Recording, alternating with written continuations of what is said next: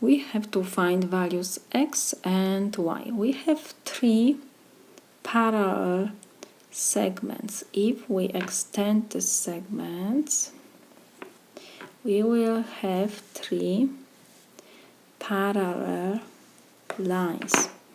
And if I extend that segment, we see that these 2 parallel lines are cut by the transversal, and we know that the consecutive interior angles are supplementary from the consecutive interior angles theorem.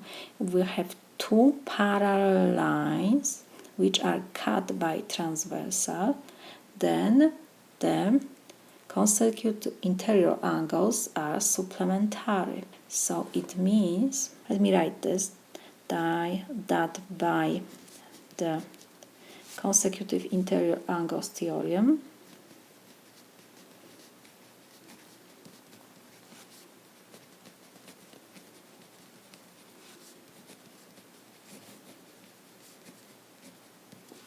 we have that angle 142 degrees and angle 7y plus 3 degrees are supplementary.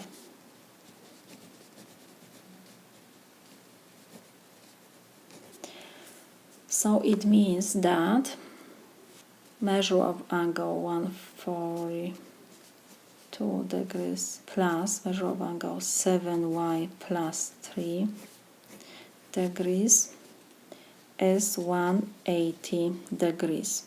Let's forget about degrees. So we have 142 plus 7y plus 3 is equal 180. So now we will combine the like terms. 7y will be equal 180 minus 142 plus 3 is 145. So we have that 7y is equal 35. Now we can divide by 7 both sides, and we have that y is equal 5. We found value of y. Now we have to find x. Let's look to our diagram. We have given here straight angle. We have supplementary angles again 70, and this angle give us 180 degrees. So this angle is 180 degrees. So this is 180 degrees minus 70 degrees. So this is equal 110 degrees. So now we have here quadrilateral, and we know that the sum of interior angles of quadrilateral is 360 degrees.